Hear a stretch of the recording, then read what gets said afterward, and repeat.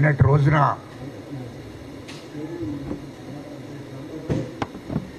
మరి కేటీఆర్ గారు మాట్లాడిన మాటలు ముఖ్యమంత్రి పెద్దల గౌరవనీయులు ముఖ్యమంత్రి రేవంత్ రెడ్డి గారి మీద మాట్లాడిన మాటలు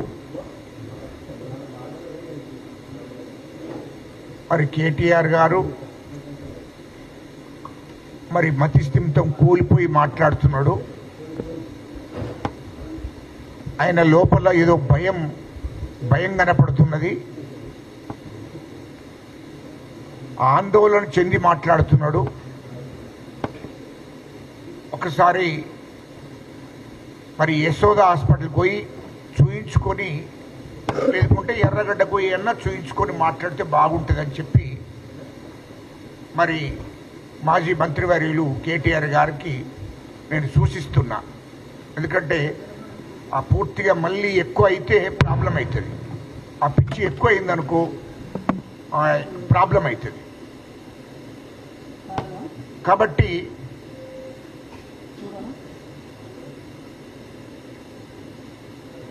మా ముఖ్యమంత్రి గారు మొదటి నుండి మాట్లాడుతున్నాడు. 2023 డిసెంబర్ 7 తారీఖు నాడు ప్రమాణం స్వీకారమైనప్పటి నుండి చెప్తున్నాడు.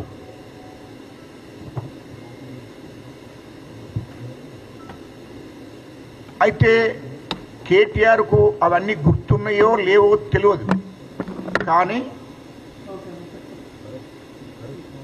రైతుల గురించి మాట్లాడే ముందు ఒకసారి వెనక్కి వెళ్ళి 10 సంవత్సరాలు ఏం జరిగింది రైతుల మీద అనేది ఒకసారి గుర్తు చేసుకోవాలి. తర్వాత 10 ఏళ్లలో ఎంతమంది నిరుద్యోగులకు ఉద్యోగాలు కల్పించారో అది ఒకసారి గుర్తు చేసుకోవాలి. ఎంత దోపిడీ జరిగిందో కూడా అవన్నీ కూడా గుర్తు చేసుకోవాలి. అందుకోసమే మా ముఖ్యమంత్రి గారు రేవంత్ రెడ్డి గారు మాట్లాడిన మాటలను గుర్తు చేస్తున్నాం. ఇయలో దేశ ప్రధానమంత్రి మోడీ గారు కానీ, ఇక్కడ కేసీఆర్ గారు కానీ చర్చకు సిద్ధమే. వాస్తవాలు మాట్లాడుకుందాము అని చెప్పడం జరిగింది. అంటే రాష్ట్ర అసెంబ్లీలో మాట్లాడుకోవాలి. అది కేసీఆర్ గారు స్పీకర్కు లేఖ రాసి ప్రత్యేక అసెంబ్లీ సమావేశాలు ఏర్పాటు చేయండి అని చెప్పి స్పీకర్కు లేఖ రాసి స్పీకర్ దాన్ని ఆమోదించినాక తర్వాత స్పీకర్ గారు సమావేశం ఎప్పుడు ఏర్పాటు చేస్తారని డేటు డిక్లేర్ చేస్తాడు. అసెంబ్లీ వేదికగా మాట్లాడుకుందాం, దాంట్లో చర్చించుదాం రమ్మని చెప్పి మా ముఖ్యమంత్రి రేవంత్ రెడ్డి గారు మాట్లాడారు. అది ప్రతిపక్ష పార్టీ నాయకుడు కేటీఆర్ కాదు, మరి హరీష్ రావు కాదు. మరి మీరు ఎందుకు తొందరపడి మాట్లాడుతున్నారో అర్థం కాలేదు. ప్రతిపక్ష పార్టీ నాయకుడు కేసీఆర్ కాబట్టి కేసీఆర్ అసెంబ్లీకి వచ్చి అసెంబ్లీలో చర్చ జరగాలి. కాంగ్రెస్ ప్రభుత్వం ఏం చేశాది, మీది 10 ఏళ్ళు మీ ప్రభుత్వం ఏం చేశాది, రాష్ట్రాన్ని ఎంత విధ్వంసం చేశారు, ఎంత దోపిడీ జరిగింది. ఇప్పుడు కాంగ్రెస్ గవర్నమెంట్ వచ్చిన తర్వాత ఏం జరుగుతుందో అది పూర్తిగా చర్చిస్తే ప్రజలు కూడా చూస్తారు కదా, రాష్ట్ర ప్రజలంతా. ఆ విషయమే మా ముఖ్యమంత్రి రేవంత్ రెడ్డి గారు మాట్లాడారు. కేసీఆర్ ఆయన ప్రతిపక్ష పార్టీ నాయకుడు కాబట్టి నువ్వు ఎందుకు వస్తలేవు, ఈ 18 నెలల నుంచి వెళ్ళి అసెంబ్లీ ఎందుకు వస్తలేవు అని అడుగుతున్నాడు. మరి కేసీఆర్ గారికి తెలంగాణ ప్రజల మీద ప్రేమ ఉంటే, తెలంగాణ రైతుల మీద ప్రేమ ఉంటే, తెలంగాణ సమస్యల మీద నీకు చిత్తశుద్ధి ఉంటే వచ్చి అసెంబ్లీలో చర్చ జరగాలి. అసెంబ్లీ వచ్చి మాట్లాడాలి. ఎందుకు మాట్లాడతలేడు?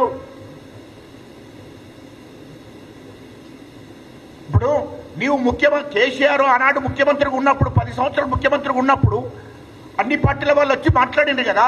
కాంగ్రెస్ పార్టీ వచ్చింది, ఇంకా ఇతర పార్టీ నాయకులు కూడా వచ్చి మాట్లాడింది కదా అసెంబ్లీలో.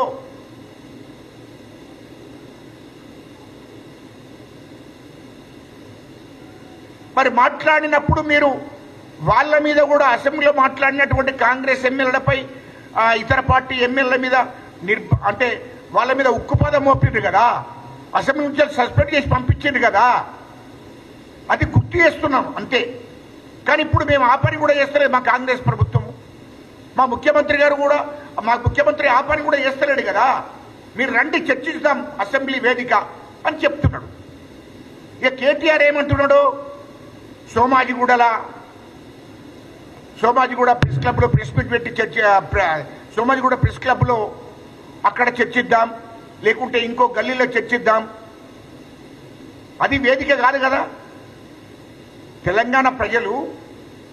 తెలంగాణ ప్రజలు ఎమ్మెల్యేగా ఎన్నుకున్నది ఎందుకోసము? కేటీఆర్ గారు నిన్ను ఎమ్మెల్యేగా ఎన్నుకున్నది ఎందుకోసము? నీ కోట్లేసి ఎమ్మెల్యేగా ఎన్నుకున్నది ఎందుకోసము? అసెంబ్లీకి పోయి అసెంబ్లీలో ప్రజల గురించి అంటే మా కాన్స్టిట్యూన్సీ ప్రజల గురించి, రాష్ట్ర ప్రజల గురించి చర్చించమని మాట్లాడాలని చెప్పి ఎన్నుకున్నారు. కానీ సోమాజిగూడలో కూర్చుండి రోడ్డు మీద కూర్చుండి చర్చించమని చెప్పలే. రోడ్డు మీద ప్రజలు ఉన్నారు కదా, వాళ్ళు చర్చిస్తారు. గ్రామంలో సర్పంచులు ఉన్నారు, అక్కడ చర్చిస్తారు. మరి నువ్వు సర్పంచ్ వా చెప్పు, లేకుంటే జడిపిడి శివా చెప్పు. అట్లయితే మా జడ్పీ చైర్మనో లేకుంటే అక్కడ లోకల్ సంబంధించిన ఎమ్మెల్యేనో వచ్చి మాట్లాడతాడు. అవగాహన లేకుండా మాట్లాడడం ఎట్లా? అదేవిధంగా మా ముఖ్యమంత్రి గారికి ఆ స్థాయి లేదు, కేసీఆర్తో మాట్లాడే స్థాయి లేదు, కేసీఆర్తో మాట్లాడేటువంటి స్థాయి కాదు అని పదే మాట్లాడుతున్నాడు. ఏ స్థాయి నాకు చెప్పుండయా జర, మీ మీడియా ద్వారా అడుగుతున్నా. ఏం స్థాయి అంటే ఏందో ఒక్కసారి గుర్తు చేయి. మేము కూడా లేకుండా మేము గుర్తు చేస్తాం.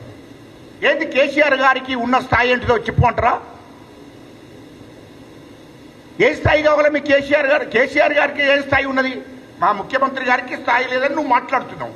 అంటే ఒక్క ముఖ్యమంత్రిని గౌరవించేటువంటి పద్ధతి కూడా నీకు తెలియదు.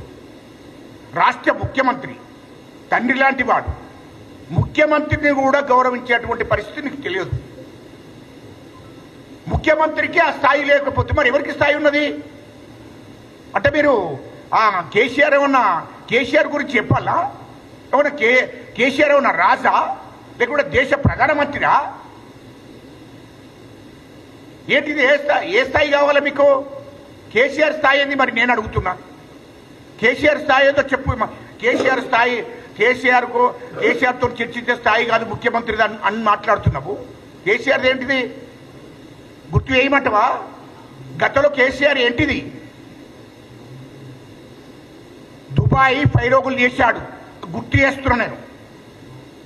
దుబాయ్ ఫైరోగుదారు దుబాయ్కి 100 మందిని ఎస్సీలను, ఎస్టీలను, చిన్న కులాలను, బీసీలను దుబాయ్కి పంపిస్తని ఫైరోగులు చేశాడు. 100 మందిని ఫైరోగులు చేసి వాళ్ళు కాయకష్టం చేసి 100, 2, 10,000, 20,000 తీసుకొచ్చి ఇస్తే వాళ్ళను కూడా మోసం చేశాడు. దుబాయ్కి పంపలే. ఇగో ఇది మీ కేసీఆర్ స్థాయి, మీ తండ్రి స్థాయి. రెండోది, కాంగ్రెస్ పార్టీలో పనిచేశాడు, యూత్ కాంగ్రెస్లో పనిచేశాడు కేసీఆర్. అది గుర్తు చేస్తున్నా. అదేవిధంగా NT Rama Rao, Telugu Desam party NT Rama Rao garu మాజీ ముఖ్యమంత్రి వర్యులు, ఆయన దగ్గర పనిచేశాడు. ఆయన గురువు ఎన్టీ రామారావు గారు కేసీఆర్. అది గుర్తు చేస్తున్నా. మూడోది, చంద్రబాబు నాయుడు గారు కేసీఆర్ గురువు. మా ముఖ్యమంత్రి రేవంత్ రెడ్డి గారికి కాదు మొదటి గురువు, కేసీఆర్కు మొదటి గురువు ఎన్టీ రామారావు, రెండవది చంద్రబాబు నాయుడు. ఇది వాస్తవం కాదా? మూడో అంటే ఎప్పుడు కేసీఆర్ తర్వాతనే మా ముఖ్యమంత్రి రేవంత్ రెడ్డి గారికి ఆ పార్టీ అధ్యక్షుడిగా చంద్రబాబు నాయుడు గారు ఉన్నాడు. అప్పుడు తెలుగుదేశంలో మా రేవంత్ రెడ్డి గారు పనిచేస్తున్నారు. అది వాస్తవం. ఇక మరి ఇంకా స్థాయి అంటే నాకు అర్థం కాలే. రెండవది 2021లో తెలంగాణ సెంటిమెంట్ మీద పార్టీ పెట్టుకున్నాడు టీఆర్ఎస్ పార్టీ. టీఆర్ఎస్ పార్టీకి మాత్రం అధ్యక్షుడు. అయితే టీఆర్ఎస్ పార్టీకి అధ్యక్షుడు. ఆ తర్వాత 2004 నుంచి మీరు ఎన్నికల్లో పోటీ చేశారు. తెలంగాణ సెంటిమెంట్ అడ్డు పెట్టుకొని కాంగ్రెస్ పార్టీతో పొత్తు పెట్టుకున్నారు. ఆయన ప్రభుత్వంలో భాగస్వాములు అయ్యారు. అదేవిధంగా తెలుగుదేశం పార్టీతో 2009లో పొత్తు పెట్టుకున్నారు. మరి ఇంకా స్థాయి అంటే ఏంది? ఇక 2009 నుంచి అసలైన ఉద్యమం మొదలైంది. 2009 నుంచి 2014 దాకా తెలంగాణ ఉద్యమం మొదలైంది. ఆ 2008, 2009, 2014 దాకా ఆ ఉద్యమంలో నేను కూడా కీలక పాత్ర వహించాను. మరి ప్రతి మాటకు మా నాన్న తెలంగాణ తెచ్చి, మీ కేసీఆర్ తెలంగాణ తెచ్చిండా? కేసీఆర్ తెలంగాణ తెచ్చిండని మీరు అనుకొని ఈ ఆంధ్ర బడాబాబులను, ఇక్కడ ఉన్నటువంటి బడాబాబులను బెదిరించి అదిరించి కాబట్టే కేసీఆర్ తెలంగాణ తెచ్చి. కేసీఆర్ తెలంగాణకు నాయకత్వం వహించలే, టీఆర్ఎస్ పార్టీకి నాయకత్వం వహించడు. గుర్తుపెట్టుకో కేటీఆర్. టీఆర్ఎస్ పార్టీకి మాత్రమే నాయకత్వం వహించాడు. తెలంగాణ ప్రజలకు మేము నాయకత్వం వహించాము. ఎస్సీలకు, ఎస్టీలకు, బీసీలకు, మైనార్టీలకు, ఈ అట్టడుగు వర్గాల ప్రజలకు మేము నాయకత్వం వహించామని చెప్తున్నా నీకు. నీవు నీ టీఆర్ఎస్ పార్టీకి మాత్రమే, అదొక పొలిటికల్ పార్టీ, ఆ పార్టీకి మాత్రమే నువ్వు అధ్యక్షుడివి. మీ నాన్న అధ్యక్షుడు కేసీఆర్ తప్ప తెలంగాణ ప్రజలకు కాదు. మేము 2008 నుంచి 2014 దాకా తెలంగాణ ప్రజలకు నాయకత్వం వహించాము. మెజార్టీ ఉన్నటువంటి 99% ఉన్నటువంటి ప్రజలకు నాయకత్వం వహించాం. అది గుర్తుపెట్టుకోవాలని చెప్తున్నాం. ఇవాళ మేము కీలకంగా పనిచేసాం తెలంగాణ ఉద్యమంలో. కోదండరాము గారు పనిచేశాడు, అదేవిధంగా పిల్లయ్య నాయక్ పనిచేశాడు, మా దయాకర్ పనిచేశాడు, పొడవర్తి రవి పనిచేశాడు, రాజారాం పనిచేశాడు. ఇది తెలంగాణ ప్రజలకు నాయకత్వం వహించాం. మేము అన్ని వర్గాలకు నాయకత్వం వహించి ఉద్యమాన్ని ముందుకు తీసుకెళ్ళాం. చంద్రబాబు నాయుడు గారితో లేఖిప్పించాను నేను. ఇదే వైఎస్ఆర్ పార్టీ జగన్మోహన్ రెడ్డి గారితో కేంద్ర ప్రభుత్వానికి లేఖిచ్చాను ఆనాడు. నేను కూడా కీలక పాత్ర వహించాము కదా. మరి ఎట్లా మీ తండ్రి తెలంగాణ తీసుకొచ్చిండు, మా తండ్రి తెలంగాణ తీసుకొచ్చిండు, ప్రతి ఇట్లా అదే మాట్లాడుతావు. ఇలా కేంద్ర ప్రభుత్వం మీద ఆనాడు ఒత్తిడి తీసుకొచ్చింది ఎవరు? కాంగ్రెస్ ఎమ్మెల్యేలు, ఎంపీలు, మంత్రులను, టీడీపీ ఎమ్మెల్యేలను, టీఆర్ఎస్ పార్టీ ఎమ్మెల్యేలు, బీజేపీ, సిపిఐ, సిపిఎం ఈ ఎమ్మెల్యేలందరూ ఏకం చేసి నిజాం క్లబ్లో మీటింగ్ పెట్టి 70 మంది ఎమ్మెల్యేలు, ఎంపీలు, మంత్రులు ఉన్నారు అలా. ఆనాడు కేంద్ర ప్రభుత్వం మీద ఒత్తిడి తీసుకొచ్చాము అందరితో సమావేశపరిచి. మరి 2009 నుంచి 2014 దాకా నువ్వు ఏ పార్టీ ఎమ్మెల్యేలను తోని సమావేశం ఏర్పాటు చేసావు తెలంగాణ కోసం? నేను తెలంగాణ కోసం ఆల్ పార్టీ ఎమ్మెల్యేలు, ఎంపీలు, మంత్రులను కూర్చొని ఆనాడు కాంగ్రెస్ పార్టీ అధికారంలో ఉంది. మంత్రులు వచ్చారు, ఎమ్మెల్యేలు వచ్చారు, ఎంపీలు వచ్చారు, కొండ లక్ష్మణ్ బాపూజీ గారు, కేశవరావు గారు, అందరినీ పిలిచి కేంద్రం మీద ఒత్తిడి తీసుకొస్తే కేంద్ర ప్రభుత్వం ఒప్పించి, సోనియా గాంధీ అమ్మను ఒప్పించి మెప్పించి 1200 మంది బిడ్డలు చనిపోయిందని, శ్రీకాంతాచారి చనిపోయిందని ఆనాడు కేంద్ర ప్రభుత్వ పెద్దలను, మా సోనియమ్మను ఒప్పించి మెప్పిస్తే అప్పుడు తెలంగాణ ఇస్తాను అని మాటిచ్చి తెలంగాణ రాష్ట్రం ఇచ్చింది సోనియా గాంధీ అమ్మ. మా సోనియా గాంధీ అమ్మ తెలంగాణకు తల్లి లాంటిది. మా సోనియా గాంధీ అమ్మ తెలంగాణ ఇచ్చింది. ఇది వాస్తవం కాదా? మరి తెలంగాణ ఏం తెచ్చిందంటారు? 2009 నుంచి 2014 దాకా పార్లమెంట్కి పోయినా ఒక్కసారి అన్న నువ్వు ఎంపీ ఉన్నావు ఆనాడు. ఒక్కనాడన్న పార్లమెంట్కి పోయి తెలంగాణ కావాలని చెప్పి ఆడ మాట్లాడినావా? పోనీ ఇతర పార్టీ ఎంపీలను ఒప్పించావా? 2009 నుంచి 2014 దాకా రికార్డు ఉంటే చూపించండి. కేటీఆర్ రికార్డు ఉంటే చూపించు. ఫస్ట్ 2009 నుంచి అడుగుతున్నా నేను. మరి ఏది లేదే. తెలంగాణ ఏర్పడే రోజు కూడా నీ తండ్రి కేసీఆర్ ఎంపీ కోటర్లో ఢిల్లీలో కూర్చుండి తాక్కుంటా మా అందరితో సంతోషంగా కూర్చున్నాడు. ఒక దిక్కు పార్లమెంట్లో చర్చ జరుగుతుంది, పార్లమెంట్లో బిల్లు పెట్టారు, తెలంగాణ బిల్లు. ఆనాడు కేసీఆర్ గారు ఎక్కడ ఉన్నాడు అని అడుగుతున్నా. కేటీఆర్ గారు దానికి సమాధానం చెప్పు. అది గుర్తుపెట్టుకో. తెలంగాణ ఉద్యమకారుల కష్టం ఉంది. తెలంగాణ కోసం 1200 మంది బిడ్డలు ఎస్సీ ఎస్టీ బీసీ మైనార్టీ బిడ్డలు చనిపోతే ఆ పునాదుల మీదనే, ఆ ఉద్యమ పునాదుల మీదనే, వాళ్ళు చావుల మీదనే ఈ తెలంగాణ రాష్ట్రం ఏర్పడ్డది. మా సోనియా గాంధీ అమ్మ తెలంగాణ ఇచ్చినాకనే కేసీఆర్ ముఖ్యమంత్రి అయ్యాడు. అది గుర్తుపెట్టుకో. ఇది స్థాయి కేసీఆర్ది. ఏం స్థాయి? ఏం స్థాయి? దేశానికి స్వతంత్రం తీసుకొచ్చిండ ఏంది?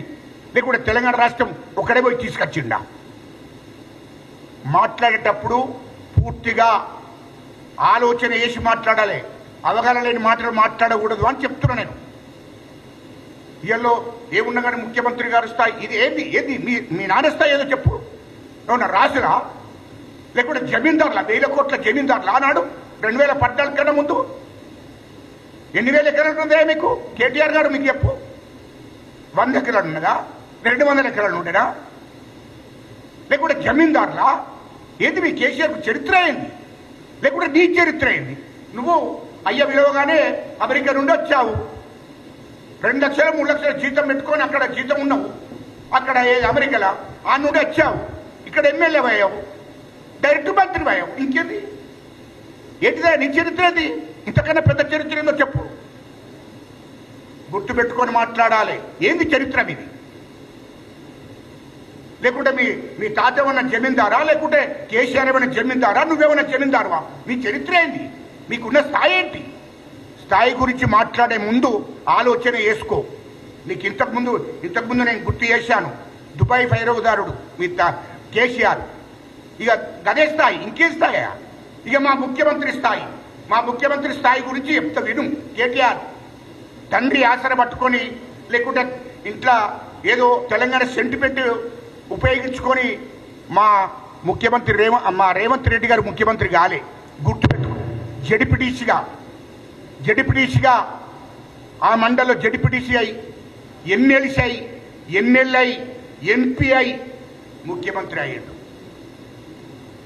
గ్రామాలలో కూడా ఊళ్ళే గట్క తిన్నాడు, గంజి తాగిండు, కష్టపడ్డాడు, ప్రజలతోని కలిసి ఉన్నాడు, అన్ని కులాలతోని కలిసి ఉన్నాడు. అలా సాధక బాధకాలు తెలిసినోడు, జడిపిడిసిగా చేసినోడు, ఆ మండల ప్రజలకు సేవ చేసినోడు, ఎమ్మెల్సీగా కాన్స్టిట్యూన్సీ ప్రజలకు సేవ చేసినోడు, ఎమ్మెల్యే కాన్స్టిట్యూన్సీ ప్రజలకు సేవ చేసినోడు, ఎంపీ అయ్యాడు. ఆ పార్లమెంట్ ప్రజల కష్టాలను తెలుసుకొని పార్లమెంట్లో మాట్లాడినోడు, రాష్ట్ర ప్రజల గురించి మాట్లాడినోడు. ఇయ్యల్లో అంచెలంచెలుగా ఎదిగి రాష్ట్ర ప్రజల కోసం దొరల గడిలను బద్దలు చేసి రాష్ట్ర ముఖ్యమంత్రి అయ్యాడు. రాష్ట్ర ప్రజలు ఓట్లేస్తే, రాష్ట్ర 4 కోట్ల ప్రజలు ఓట్లేస్తే మా రేవంత్ రెడ్డి గారు ఈ రాష్ట్రానికి ముఖ్యమంత్రి అయ్యాడు. ఇంత పెద్ద స్థాయి ఉన్నాడు. నీ స్థాయి నీ స్థాయి ఎంత అని అంటే ఏమన్నట్టే కేటీఆర్ గారు? మా రేవంత్ రెడ్డి గారి స్థాయి గుర్తుపెట్టుకో. కష్టాల నుంచి వచ్చినోడు. నీ లెక్క డైరెక్ట్ అమెరికా పోయి ఆంధ్రలో చదువుకొని అక్కడి నుండి డైరెక్ట్ అమెరికా పోయి అమెరికా నుంచి ఇక్కడికి వచ్చి ఇక్కడ ఉన్నటువంటి తండ్రి పెట్టింది లేదా తండ్రి పెట్టిన పార్టీలో కానీ లేకుంటే తెలంగాణ సెంటిమెంట్ ఉపయోగించుకొని ముఖ్యమంత్రి కాలే. గుర్తుపెట్టుకో అంటున్నా. మంత్రి కాలే, డైరెక్ట్ కష్టపడి ముఖ్యమంత్రి అయిండు. అది గుర్తుపెట్టుకొని మాట్లాడాలి. మర్యాదగా మాట్లాడు. మర్యాదగా ఇతర పార్టీ నాయకులను కానీ ముఖ్యమంత్రి గారిని కానీ మంత్రులను కానీ కాంగ్రెస్ పార్టీని కానీ మర్యాదగా మాట్లాడు. ఎందుకంటే కాంగ్రెస్ పార్టీకి ఒక చరిత్ర ఉంది. కాంగ్రెస్ పార్టీ దేశానికి స్వతంత్రం తీసుకొచ్చిన పార్టీ, తెలంగాణ రాష్ట్రం ఇచ్చిన పార్టీ. మా ముఖ్యమంత్రి గారు రాష్ట్ర ముఖ్యమంత్రి అయిన తర్వాత ఎస్సీ వర్గీకరణ చేశాడు. గుర్తు చేస్తున్నా. కులగణన చేశాడు. బీసీలకు 42% రిజర్వేషన్లు ఇవ్వాలని, 42% ఇవ్వాలని అసెంబ్లీ తీర్మానం చేసి కేంద్ర ప్రభుత్వానికి పంపాడు. ఆ 42% అమలు చేయవలసిందే. స్థానిక సంస్థలలో బీసీలకు 42% ఇవ్వవలసిందే. స్థానిక సంస్థలలో అదే పద్ధతిలో వాళ్లకు అన్ని స్థానిక సర్పంచ్ కానీ, ఎంపీటీసీ కానీ, జెడ్పీటీసీ కానీ, కార్పొరేషన్లలో కూడా 42% అమలు చేయవలసిందని చెప్పి కంకణం కట్టుకుని ఆ లక్ష్యంతో ఉన్నాడు మా ముఖ్యమంత్రి గారు. ఇంకా ఏందయ్యా చెప్పు. మా ముఖ్యమంత్రి గారు ఇయలో మా కాంగ్రెస్ ప్రభుత్వం వచ్చి నుండి ఫ్రీ బస్ ఇచ్చింది, 200 యూనిట్లు కరెంటు ఉచితంగా ఇచ్చింది నిరుపేద ప్రజలకు, 500కు సిలిండర్ ఇస్తారని చెప్పాడు, ఇచ్చాడు. సన్న బియ్యం ఇస్తారని చెప్పాడు మా ముఖ్యమంత్రి గారు. రాష్ట్ర ప్రజలు ఎస్సీలు, ఎస్టీలు, బీసీలు, ఆదివాసులు అందరూ సన్న బియ్యం తినవలసిందే అని చెప్పి సన్న పట్లు కొని పట్టించి రాష్ట్ర ప్రజలకు, పేద ప్రజలకు సన్న బియ్యం తినబెడుతున్నాడు మా ముఖ్యమంత్రి గారు. ఇలా రైతు భరోసా ఇచ్చాడు. ఇయలో రైతులకు ఒకటేసారి రుణం మాఫీ చేశాడు. ఇవాళ మీరు రుణమాఫీ రైతుల మీద బాగా ప్రేమ వలకబోస్తున్నాం కేటీఆర్ గారు, గుర్తు అన్న. మీకు రైతులకు 10 ఏళ్లలో రుణమాఫీ చేస్తామని చెప్పి ఎప్పుడు చేసిరా మీరు? మొదటిసారి గెలిచి ముఖ్యమంత్రి అయినాక వేయలే, రెండోసారి 2019 నుంచి 2023 దాకా సంవత్సరానికి 25,000 ఒక రుణమాఫీ చేస్తాం, రైతులకు రుణమాఫీ చేస్తామని చెప్పి రుణమాఫీ ఏం చేశారు? 25,000 సంవత్సరానికి. 2019 నుంచి 25,000. నువ్వు ఇచ్చే 25,000 వాళ్ళ మిత్తి కిందనే తీసుకున్నారు బ్యాంకు వాళ్ళు, రైతులది. ఇయ్యలో మీరు ఆ రుణమాఫీ చేయకుండా తెలంగాణ రైతులను మోసం చేశారు కాబట్టి కాంగ్రెస్ ప్రభుత్వం వచ్చినాక 2 లక్షల రూపాయలు ఒకటేసారి రుణమాఫీ జరిగింది. రైతులందరూ సంతోషంగా ఉన్నారు. మాట ఇచ్చిందంటే తప్పలే మా ముఖ్యమంత్రి రేవంత్ రెడ్డి గారు. మా హైకమాండ్ మాట ఇచ్చిందంటే వెనక్కి తీసుకోలేదు, అది గుర్తుపెట్టుకో. ఇందిరమ్మ ఇండ్లు మీరు ఇస్తారని 10 ఏళ్లలో మోసం చేసుకుంటూ వచ్చారు, డబుల్ బెడ్రూమ్లు ఇస్తారని.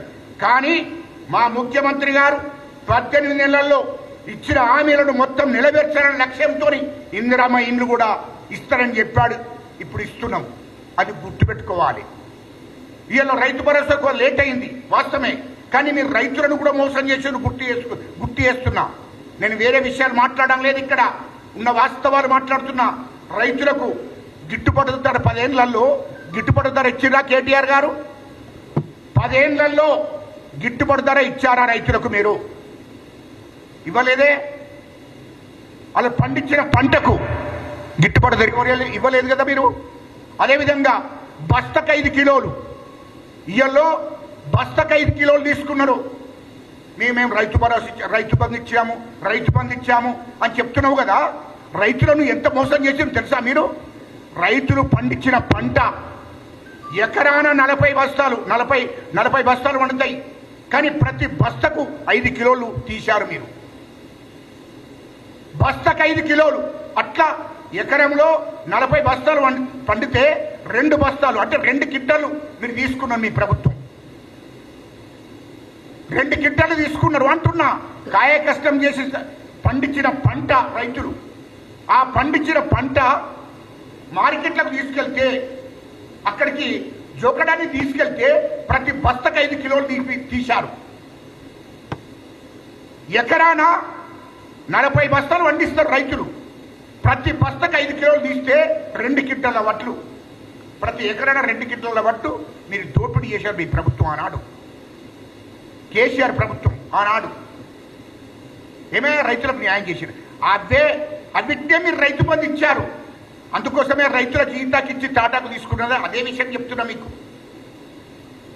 రైతులు ఎట్లా మోసం చేశారు? ఒక దిక్కు గిట్టుబాటు ధర ఇవ్వకుండా, ఒక దిక్కేమో రైతులు పండించిన పంట జోకడానికి తీసుకెళ్తే ప్రతి బస్తకు 5 కిలోలు తీసి పక్కన పెట్టారు.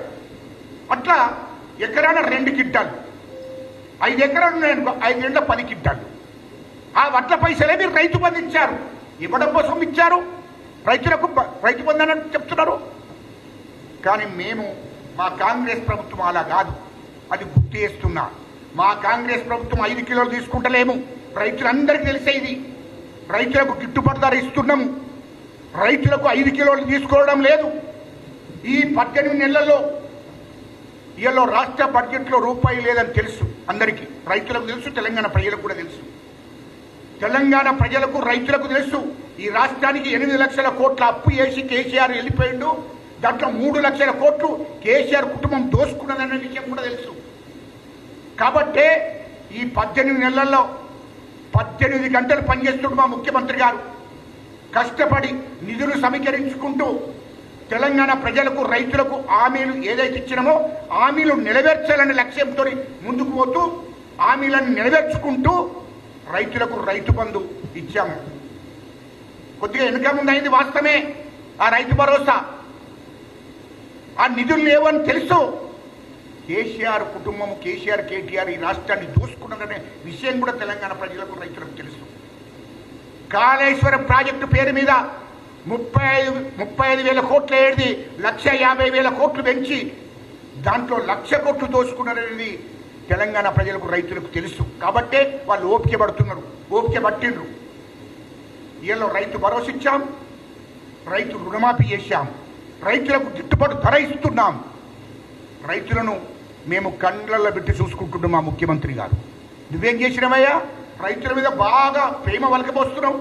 ఖమ్మంలో మీ కేసీఆర్ ముఖ్యమంత్రి ఉన్నప్పుడు, నువ్వు మంత్రిగా ఉన్నప్పుడు 10 ఏళ్లలో ఖమ్మంలో మిర్చి ధర, పత్తి ధర పెంచుమని అడిగి ధర్నా చేస్తే రైతుల చేతులకు బెడీలేసి జైలుకు పంపించినాం. అది గుర్తులేదా కేటీఆర్ గారు?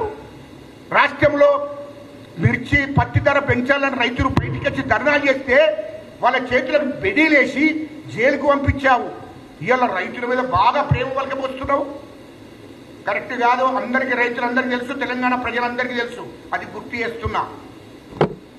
ఇవాళ నువ్వు తెలంగాణ ప్రజలు మీరు ఏ విధంగా మోసం చేశారు, ఏ విధంగా దగా చేశారో ప్రజలందరికీ కూడా తెలిసే. నువ్వు తప్పులు ఒప్పులు కావు. ఇవాళ హైదరాబాద్ చుట్టూ 30,000 ఎకరాల భూమిని మీరు మీ కుటుంబం మీ బిడాన్ పేర్ల మీద చేసుకున్నది వాస్తవం కాదా? రెండో విషయం, అసలు ఇవన్నీ విషయాలు కాదయ్యా బాబు. ఏదో కవిత, ఆ కవితక్క పాపం ఆమె బాధ పడుతుంది. ఏంటి ఏమో అన్నది, నేను ముఖ్యమంత్రి అయితే ఇంకో 10-20 ఏళ్ళలో నేనే ముఖ్యమంత్రిని అయితే అని చెప్తుంది. మొదటి మీ పంచాయతీ ఎంపుకో కేటీఆర్ గారు, మీ పంచాయతీ ఎంపుకో ఫస్ట్. ఇదిలో మీ 3 లక్షల కోట్లు దోసిన డబ్బు అది పంచుకునే కాడ, పంపకాల కాడ పంచాయతీ వచ్చింది. ఆ 30,000 ఎకరాలు మీ బినామీ పేర్ల మీద చేసుకుని నువ్వు ఎక్కువ చేసుకున్నావు. తండ్రి పేరు మీద, కొడుకు పేరు అంతా మీ నీ కొడుకు పేరు మీద, కేటీఆర్ కొడుకు పేరు మీద కూడా వేశారు. అదంతా ఆ పంచాయతీ వచ్చింది. ఇప్పుడు కవితక్క ఆమె ఏమంటుంది, ఇప్పుడు ఆ పంపకాల పంచాయతీ అది నువ్వు పంచాయతీ ఎంపుకోవా మొదలు. ఓ దిక్కేమో కవిత గారు వచ్చి నేను ముఖ్యమంత్రిని అయితే అంటుంది, ఓ దిక్కేమో నువ్వు మాట్లాడుతున్నావు, ఓ దిక్కేమో మీ బావ హరీష్ రావు మాట్లాడుతున్నాడు. ఇప్పుడు మీ దాంట్లో ఎవరైనా నాయకులు చెప్పుకున్నాయి. మరి కేసీఆర్ అయితే ప్రతిపక్ష పార్టీ నాయకుడు అని అనుకుంటున్నారు. అసలు ప్రతిపక్ష పార్టీ నాయకుడు కేసీఆరా లేకుంటే కేటీఆరా, హరీష్ రావా, కవితరా తేల్చుకొని మీరు ఫస్ట్ మీ కుటుంబంలో.